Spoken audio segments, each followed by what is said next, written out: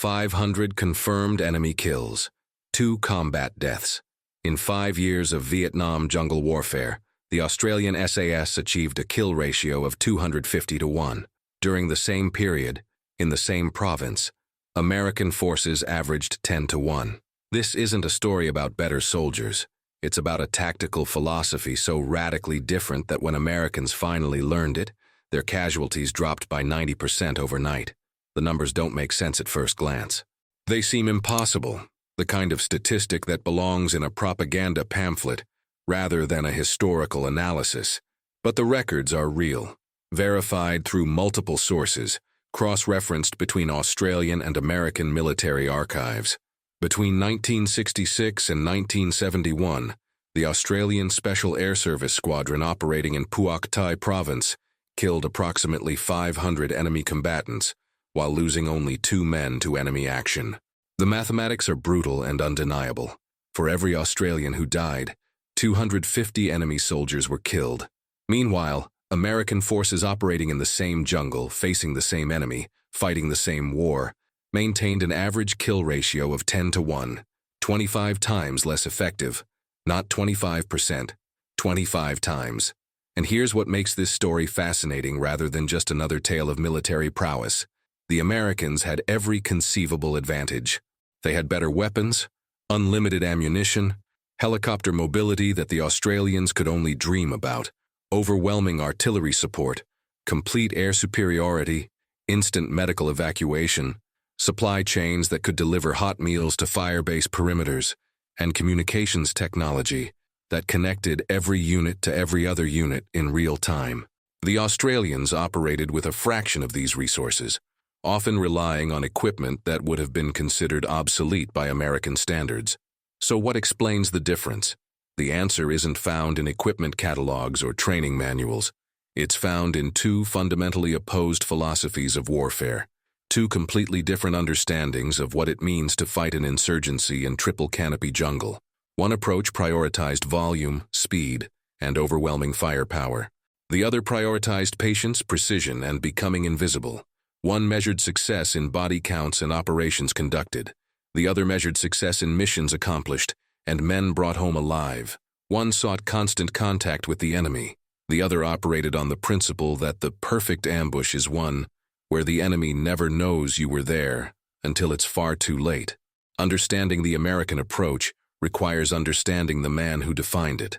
General William Westmoreland arrived in Vietnam with a doctrine forged in the crucibles of World War II and Korea. He believed in attrition warfare, the mathematics of wearing down an enemy through sustained casualties until their ability to fight collapsed. In conventional warfare between industrialized nations, this approach had worked. Germany couldn't replace its losses fast enough. Japan's industrial capacity crumbled under the weight of American production. North Korea exhausted itself against United Nations firepower. The doctrine had a track record of success, and Westmoreland had no reason to believe Vietnam would be different. The problem was that Vietnam wasn't a conventional war, and the Viet Cong weren't a conventional enemy operating under conventional constraints. But institutional momentum is powerful, and the American military machine had been optimized for a particular kind of conflict. Retooling it for a completely different war would have required admitting that the lessons of the previous generation might not apply, and institutions don't make those admissions easily. The doctrine manifested in operations called search and destroy. The name itself reveals the underlying philosophy. Large units, typically company or battalion size, would be inserted into areas where intelligence suggested enemy presence. These weren't surgical strikes. They were area sweeps designed to make contact and overwhelm any enemy force encountered. The insertions themselves were spectacles of American technological superiority. Helicopters thundering across the sky, sometimes dozens of them in formation. The distinctive whop-whop-whop of rotor blades audible for kilometers in every direction. Dust clouds rose from landing zones as the helicopters descended. Trees bent under rotor wash, and companies of soldiers jumped out into the elephant grass with weapons ready. To anyone on the ground, these insertions announced American presence as clearly as a brass band marching through the jungle. The Viet Cong could hear them coming from far enough away to either flee or prepare positions. Either outcome undermined the mission, but the doctrine prioritized rapid deployment and overwhelming force over stealth approach. Once on the ground, these large units would conduct sweeps through the area, lines of soldiers moving through the jungle, maintaining intervals, searching for any sign of enemy presence. The objective was to make contact, to find the enemy, and engage them with overwhelming firepower. When contact was made, the American response was immediate and massive. Small arms fire would be supplemented by machine guns, grenade launchers, and if the situation warranted it, artillery fire missions and airstrikes. The philosophy was that American firepower superiority would always win the engagement, and in direct confrontations it usually did. The problem was that direct confrontations were exactly what the Viet Cong tried to avoid unless they had overwhelming tactical advantage. Commanders were evaluated on quantifiable metrics that drove behavior at every level. How many operations were conducted each month? How much territory was covered? How many patrols were sent out? And most importantly, what was the body count? The body count became the central metric of the war, the number that determined whether an operation was successful, whether a commander was effective, whether the strategy was working. This created perverse incentives throughout the system. It encouraged constant activity over careful planning, quantity of engagement over quality of intelligence, and it led to encounters where both sides took casualties because neither had overwhelming tactical advantage. An operation that resulted in 10 enemy killed and 2 Americans killed was recorded as a success, an 8-to-1 kill ratio that exceeded the theater average. The fact that those 2 American deaths might have been prevented through different tactics wasn't part of the calculation. The American ambush reflected this philosophy of firepower over finesse. When intelligence suggested that an enemy unit would be moving through a particular area, American forces would set up ambush positions. These positions were typically established at ranges of 50 to 100 meters from the expected enemy route, sometimes even further. The ambush line would consist of multiple soldiers, each with clear fields of fire into the designated kill zone. Claymore mines would be positioned along likely approach routes. M60 machine guns would be sighted to provide overlapping fire. The positions would be as comfortable as field conditions allowed, because ambushes might involve waiting for hours or even days.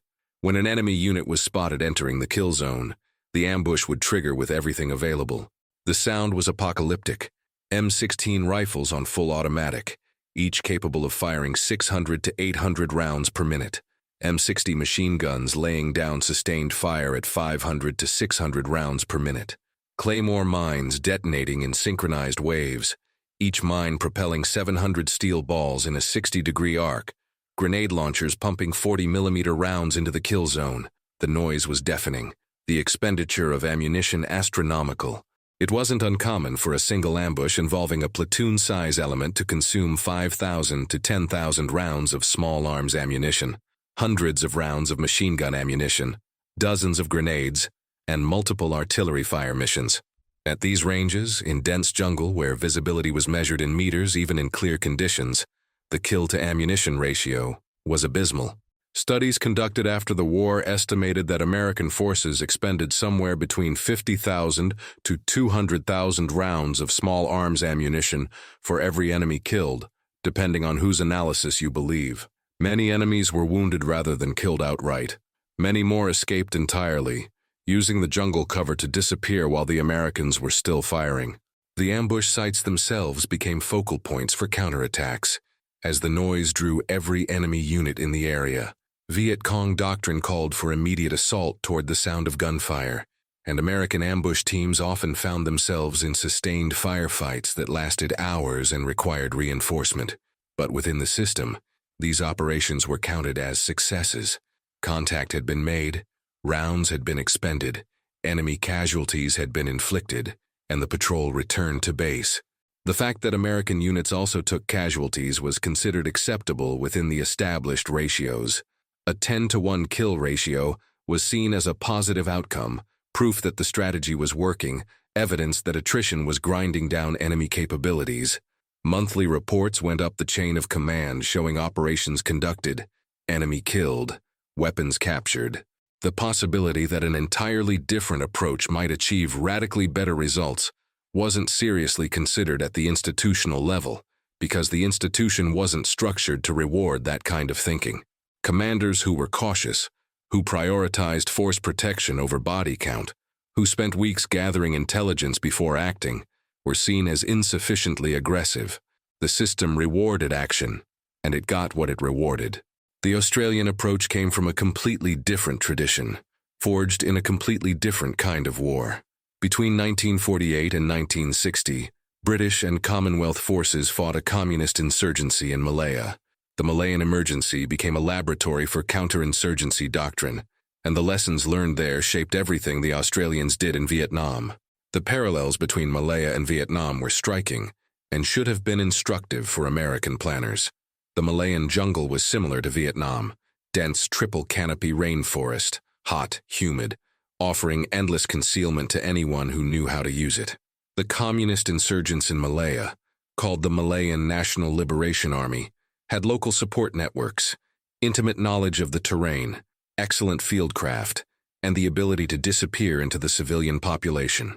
They conducted ambushes, assassinations, and raids, then vanished before government forces could respond.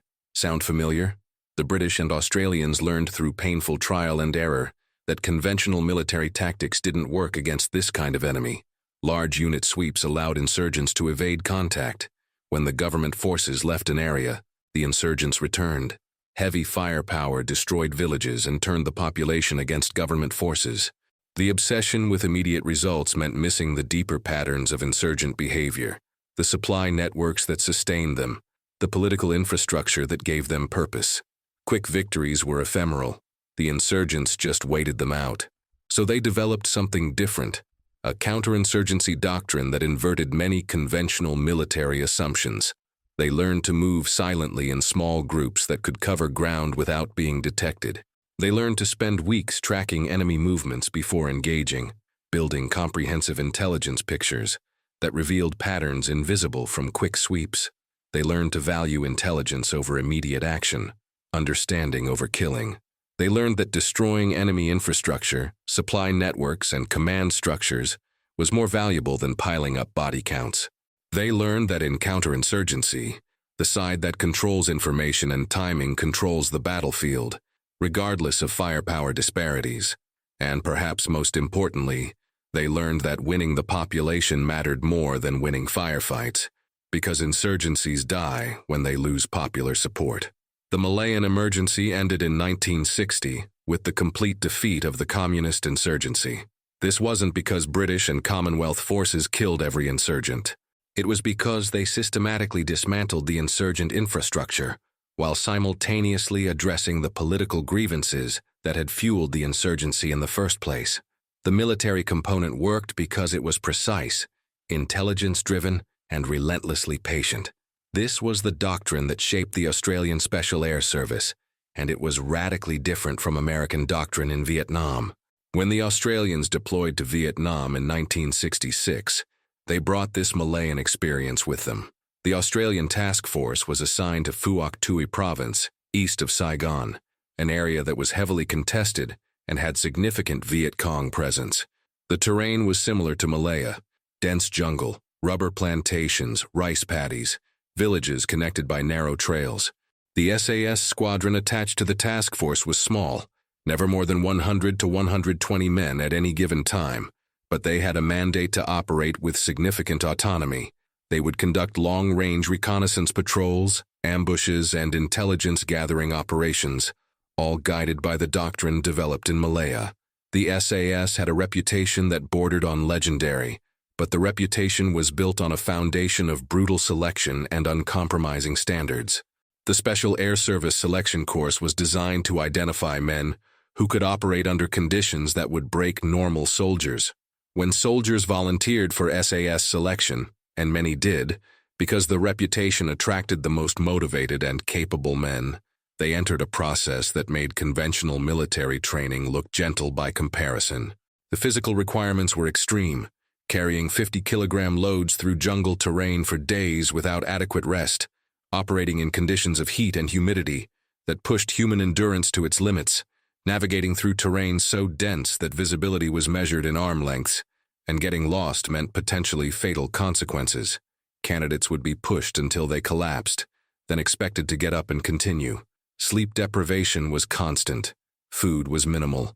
The jungle itself became an enemy, and many candidates broke under the combination of physical exhaustion and environmental stress. But the physical demands were just the initial filter. The real selection happened in the psychological crucible, and this is where most candidates failed. The SAS needed men with specific psychological capabilities that couldn't be taught or trained. Could you remain completely motionless for 8 hours while insects crawled across your face, into your nose, across your eyes, while mosquitoes fed on any exposed skin, while fire ants investigated your hands, knowing that the slightest movement, the slightest sound might compromise the mission and get everyone killed? Most men couldn't. The instinct to move, to scratch, to adjust position, to relieve discomfort was overwhelming. The men who passed selection were the ones who could override those instincts completely. Could you maintain absolute silence for weeks? Not just quiet, but complete silence, communicating only through hand signals, never speaking, never coughing, never making any sound that might carry through the jungle. This required a level of self-control that most people don't possess. The human urge to vocalize, to communicate verbally, to express frustration or fear or excitement through sound, is deeply ingrained. Suppressing it completely while operating under extreme stress was something that separated the 10% who passed from the 90% who didn't. Could you control fear when you could hear enemy soldiers talking meters away, close enough that you could smell their cigarettes, see the expressions on their faces, hear them joking with each other? When your position was so close to enemy trails that a soldier glancing in the wrong direction might see you? When you knew that detection meant death, not capture, because the enemy didn't take SAS prisoners? Most men couldn't control fear under those conditions. The adrenaline dump, the fight or flight response, the shaking hands and racing heart and tunnel vision, these were autonomic responses that overwhelmed rational control. The men who passed selection were the ones who could feel the fear, acknowledge it, and continue functioning with perfect precision anyway. Could you execute complex tactical actions with perfect precision while your nervous system was flooded with adrenaline and every instinct screamed at you to either fight or flee? In the moment when an ambush triggered, when you went from perfect stillness to violent action in a fraction of a second, could you aim rather than spray fire? Could you select targets rather than shooting at movement? Could you maintain fire discipline rather than emptying your magazine? Could you follow the plan exactly rather than improvising in panic? These psychological requirements filtered out the vast majority of volunteers, including many who were physically exceptional. The SAS didn't want soldiers who could pass fitness tests. They wanted men who could become ghosts, who could hunt like apex predators, who could wait with infinite patience for the perfect moment and then execute with absolute ruthlessness. They wanted men who were comfortable with silence, with solitude, with being surrounded by enemies, and having no support within immediate reach. They wanted men who could make life or death decisions independently, without waiting for orders, who had the judgment to know when to fight and when to observe, who valued mission success over personal recognition. The pass rate hovered between 10 and 15%, and that was exactly what the SAS wanted. The Australian philosophy was clear: better to have 50 perfect operators than 500 adequate ones.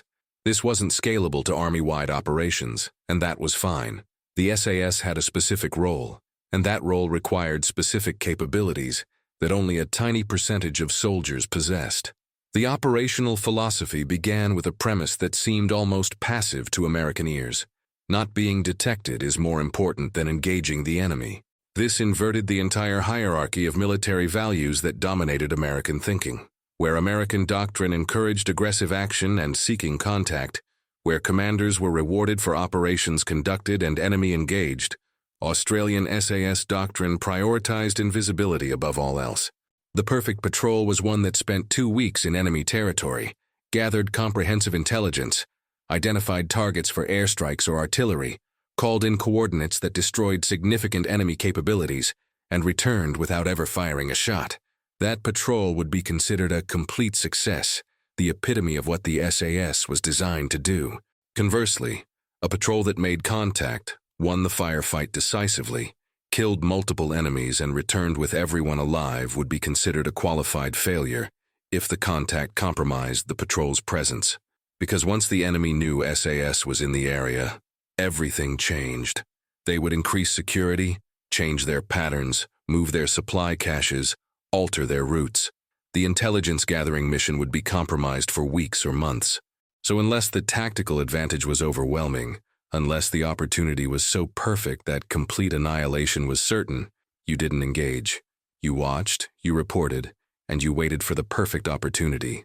This philosophy manifested in every aspect of operations, starting with insertion. While Americans relied on helicopters for their speed and range, SAS patrols often walked in.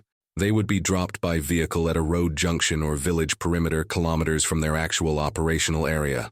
Then they would walk, spending days moving through jungle terrain, covering distances that helicopters could cross in minutes. The walk-in meant arriving completely undetected. The enemy had listening posts that could hear helicopter insertions kilometers away. Those listening posts had no indication that 4 SAS soldiers were moving silently through the jungle, leaving no trace, breaking no branches, disturbing no vegetation in ways that would indicate passage, making no sound, arriving at their operational area like smoke seeping through cracks.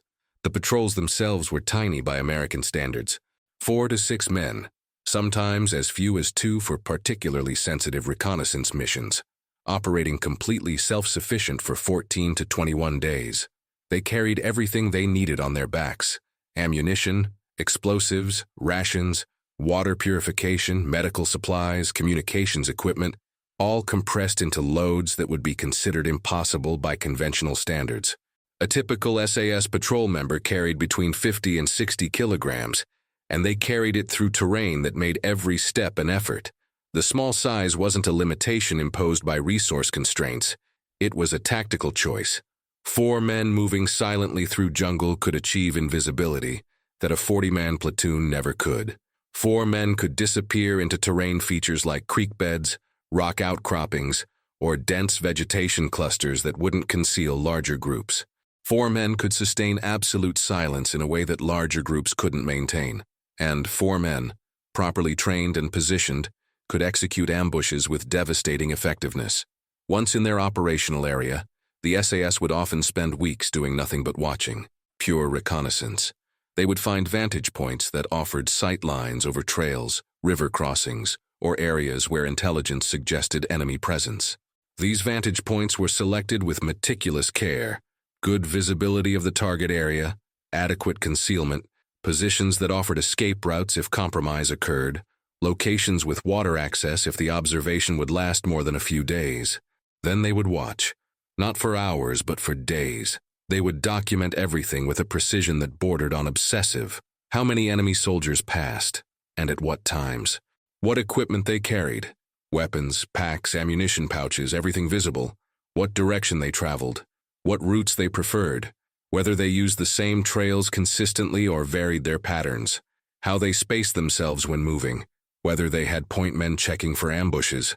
What their security posture looked like. Whether they seemed alert or careless. All of this was noted, timed, photographed when possible, and encoded into reports. This intelligence was relayed back to headquarters through encrypted radio transmissions, building a comprehensive picture of enemy capabilities and patterns. Over weeks and months, this accumulated intelligence revealed things that couldn't be seen from quick sweeps. It showed supply routes that connected to larger networks. It identified which trails were used for what purposes.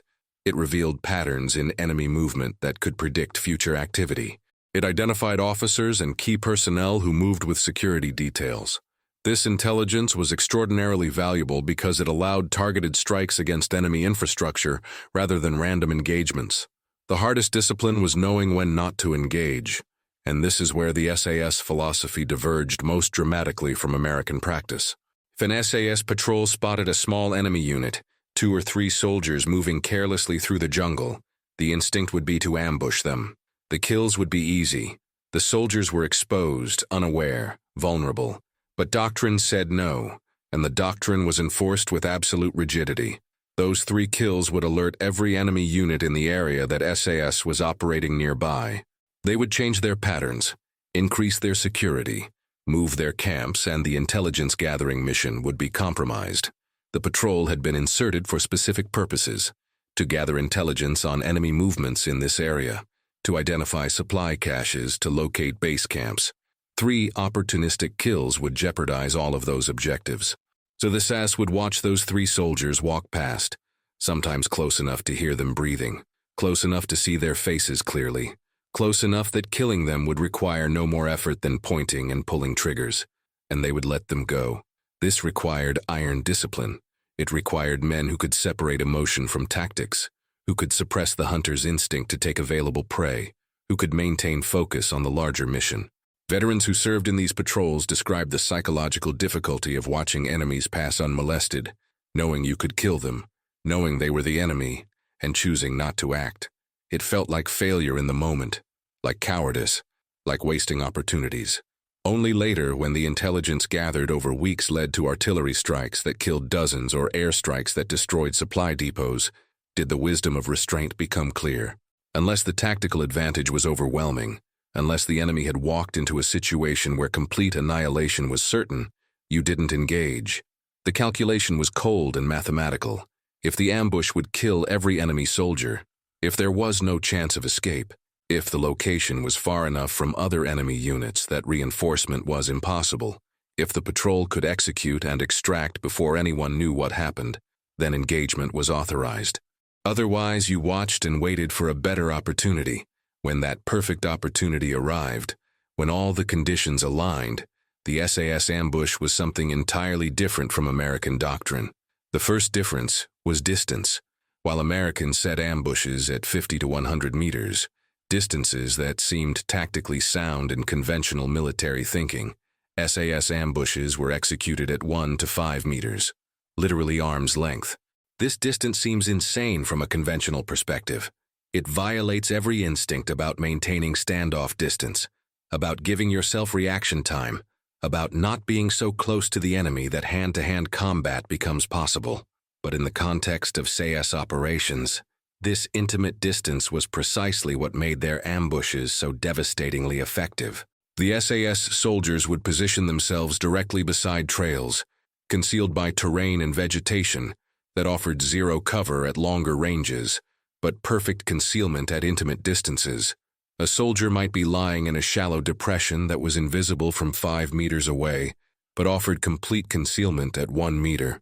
He might be positioned behind a fallen log, or in a cluster of ferns, or beside a tree with exposed roots, locations that would be obvious to anyone looking but invisible to soldiers walking past with their attention forward.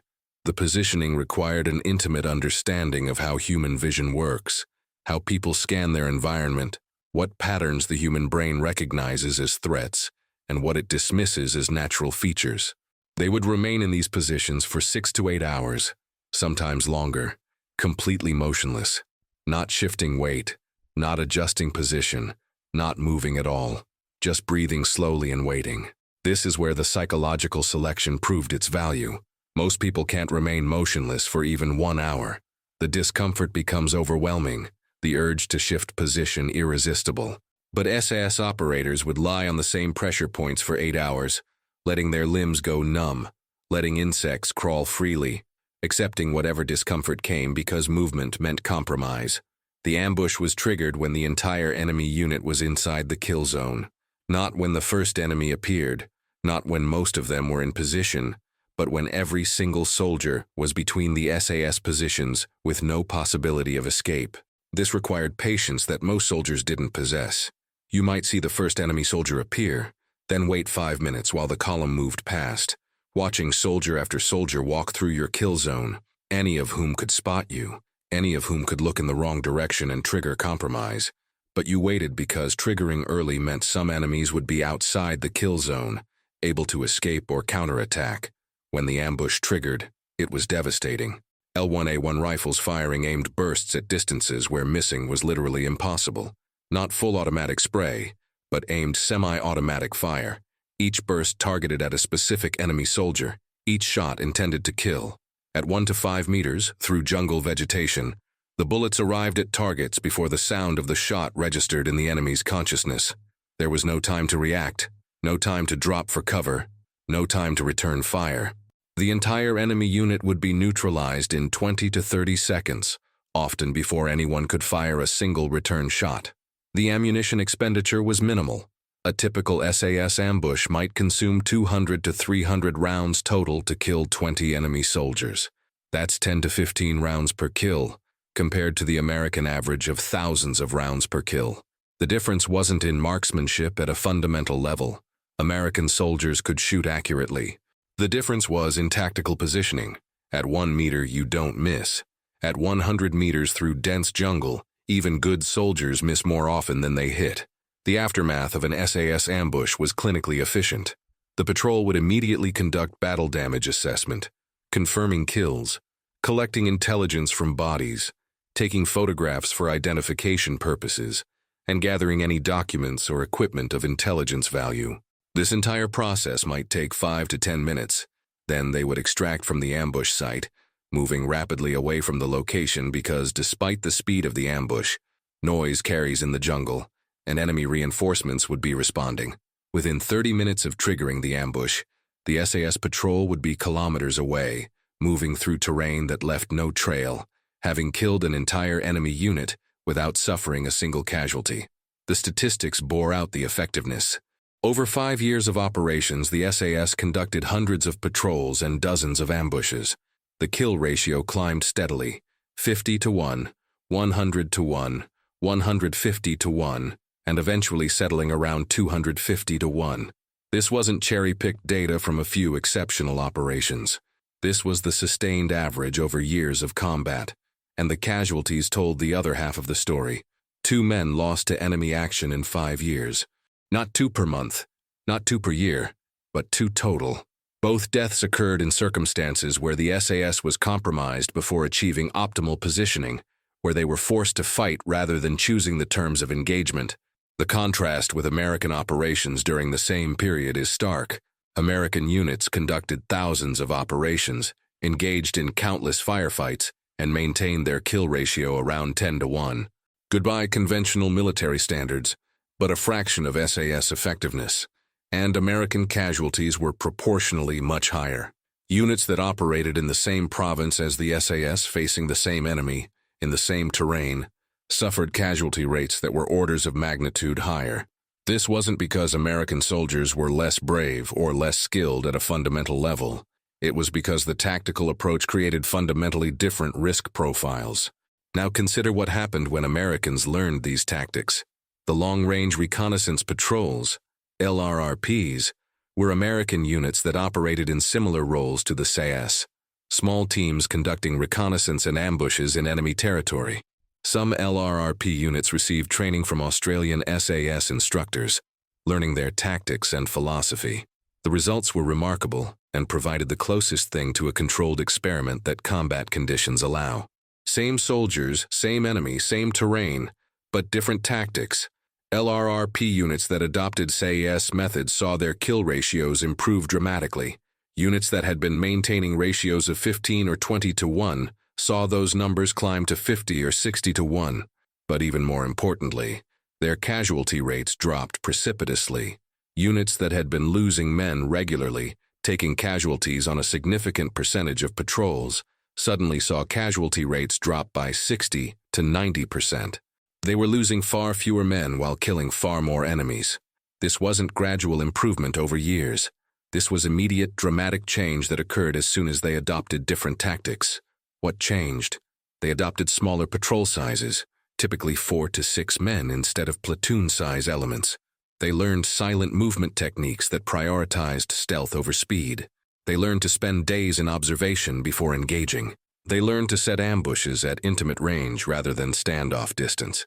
They learned to only engage when tactical advantage was overwhelming. They learned to value intelligence gathering over body count. They learned the discipline of restraint, of watching enemies pass without engaging unless conditions were perfect. The soldiers themselves were the same. They hadn't suddenly become better shots or braver fighters. They were using the same weapons they had before. The difference was entirely methodological, entirely about how they approached operations. And the results proved definitively that the 250 to 1 ratio achieved by the SAS wasn't due to some inherent superiority of Australian soldiers over American soldiers. It was due to superior doctrine, superior tactics, and a superior understanding of how to fight this particular kind of war. So why didn't these tactics spread throughout the American forces? Why didn't the entire army adopt methods that were proven to be exponentially more effective? The answer reveals the institutional challenges that prevented tactical lessons from scaling. First, the doctrine was incompatible with the metric system. SAS-style operations couldn't be measured in operations conducted per month or body count per week. Patrols might spend 2 weeks gathering intelligence and return without any kills to report. By the metrics that commanders were evaluated on, that patrol would look like a failure, even if the intelligence gathered led to airstrikes that killed hundreds of enemies. The system wasn't set up to value patience over action. Second, the tactics required personnel who passed psychological filters that most soldiers didn't meet. The SAS could maintain those standards because they were small and selective. Trying to apply those standards army-wide would have meant rejecting the vast majority of available personnel, which was politically and practically impossible. The American military couldn't tell draftees and volunteers that 90% of them didn't meet the psychological requirements for the tactics that worked best. Third, the tactics were slower and produced fewer quantifiable results in the short term. A commander who had his units conducting aggressive search and destroy operations could point to operations conducted, contacts made, enemies engaged. A commander who had his units conducting careful reconnaissance operations might not be able to point to anything tangible for weeks. In a military culture that valued visible activity and immediate results, patient tactics looked like inactivity. Fourth, institutional momentum is powerful, and change is threatening. The American military had invested enormous resources into the attrition warfare approach. Admitting that a fundamentally different approach was more effective would have required admitting that years of operations had been conducted suboptimally, that casualties had been suffered unnecessarily, that the entire strategic framework might have been wrong. Institutions don't make those admissions easily, especially when they're in the middle of a war. So the SAS tactics remained confined to small special operations units, to the LRRPs and reconnaissance teams that operated at the margins of the larger war. The institutional army continued operating as it always had, and the casualty reports continued flowing in, and the kill ratios remained around 10-1, and the war ground on. The deeper question is what this reveals about the nature of asymmetric warfare. The Vietnam War exposed a fundamental truth that military institutions have struggled with ever since. In asymmetric conflicts, the weaker force controls the terms of engagement unless you deny them that control through superior tactics. The Viet Cong couldn't match American firepower, couldn't win conventional battles, couldn't hold territory against American units. So they didn't try. They fought the war on their terms. Ambushes, hit-and-run attacks blending into the population, choosing when and where to engage. American doctrine tried to force them into conventional engagements through search and destroy operations. But you can't force an enemy to fight on your terms if they're willing to simply refuse contact. The SAS succeeded because they inverted the dynamic. Instead of trying to force the Viet Cong to fight conventionally, they adopted insurgent tactics themselves. They became the ambushers, the invisible threat, the force that struck without warning and disappeared without trace. They made the Viet Cong fight on SAS terms, and those terms were unforgiving. When the SAS chose to engage, the engagement happened at a time and place and manner that gave the enemy no chance. The 250-1 ratio wasn't achieved through superior courage or better weapons. It was achieved through never fighting fair, through only engaging when victory was certain, through turning every engagement into an execution. This required a completely different definition of success. American doctrine defined success as operations conducted and enemies killed. SAS doctrine defined success as mission accomplished and men returned alive. These seem similar, but they're fundamentally different. Under American metrics, an operation that made contact and killed enemies was successful, even if Americans died in the process. Under SAS metrics, Australian deaths indicated planning failure, tactical failure, or compromise that should have been avoided. Every American death was tragic but expected within normal operational parameters.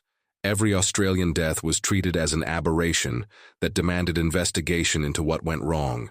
This difference in how casualties were conceptualized drove different behaviors at every level. American commanders, knowing that casualties were expected and acceptable within certain ratios, would authorize operations that carried significant risk. The potential payoff in body count justified the risk to personnel. SAS commanders, treating casualties as failure, would only authorize operations where the risk was minimal and the tactical advantage overwhelming. If conditions weren't perfect, the operation didn't happen. This meant fewer operations but exponentially better outcomes when operations did occur. The material paradox remains striking. Americans had every conceivable advantage: better weapons, more ammunition, helicopter mobility, artillery support, air superiority, medical evacuation, supply chains, communications, intelligence technology, numerical superiority, yet achieved 1/25 the kill ratio efficiency. In conventional warfare, material superiority translates directly to battlefield effectiveness. In asymmetric warfare, that relationship breaks down. The side with better doctrine, better intelligence, better tactical patience can overcome enormous material disadvantages. This is uncomfortable for military institutions to acknowledge because it suggests that technology and resources, the things that militaries spend most of their budgets on, matter less than intangible factors like tactical philosophy and psychological resilience. It suggests that you can't buy victory with bigger budgets, that you can't substitute equipment for thinking. For militaries that operate in political systems where budgets must be justified and results quantified, this is a threatening proposition. The Vietnam War ended in 1975 with the fall of Saigon, and neither American tactical improvements nor Australian tactical excellence changed that outcome. The SAS left Vietnam in 1971, before the final collapse, having achieved extraordinary tactical success that had zero impact on the war's strategic outcome. This is the final uncomfortable truth. Tactical excellence means nothing if the strategic framework is flawed. The SAS proved that counterinsurgency could be fought effectively, that kill ratios of 250 to 1 were achievable, that casualties could be minimized while effectiveness was maximized, but they couldn't prove that the war itself was winnable, because the problems with the American effort in Vietnam were political and strategic, not tactical. The lessons remain relevant decades later. Every asymmetric conflict since Vietnam has featured similar dynamics: technologically superior conventional forces struggling against insurgent enemies who control the terms of engagement. Afghanistan and Iraq both echoed Vietnam's patterns. American forces dominated conventional engagements but struggled with counterinsurgency. Special Operations Forces, operating with tactics descended from SAS doctrine, achieved effectiveness that conventional forces couldn't match. The same lessons kept being relearned, often painfully. The core insight remains unchanged. In asymmetric warfare, the weaker force controls the terms of engagement unless you deny them that control through superior tactics, better intelligence, and the patience to wait for perfect opportunities rather than seeking constant contact. Technology and firepower matter, but they matter less than tactical wisdom.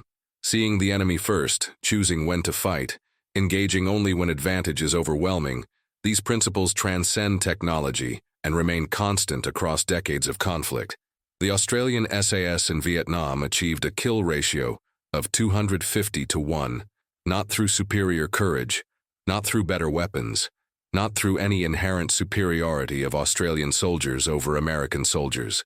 They achieved it through a doctrine that valued invisibility over presence, patience over aggression, precision over volume, intelligence over action, and mission accomplishment over quantifiable metrics. They achieved it by becoming apex predators in an environment where their enemies were accustomed to being the hunters. They achieved it by never fighting fair, by only engaging when victory was certain, by treating every engagement as an intelligence test rather than a test of courage.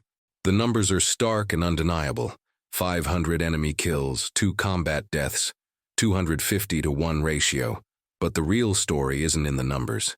It's in what those numbers represent: the triumph of tactical philosophy over material advantage, the effectiveness of patience over aggression, and the timeless truth that in warfare, the side that chooses when and where to fight holds the decisive advantage, regardless of technology or firepower. In Vietnam's jungles, the apex predator wasn't the force with the loudest roar or the biggest claws. It was the force you never heard coming until it was far too late.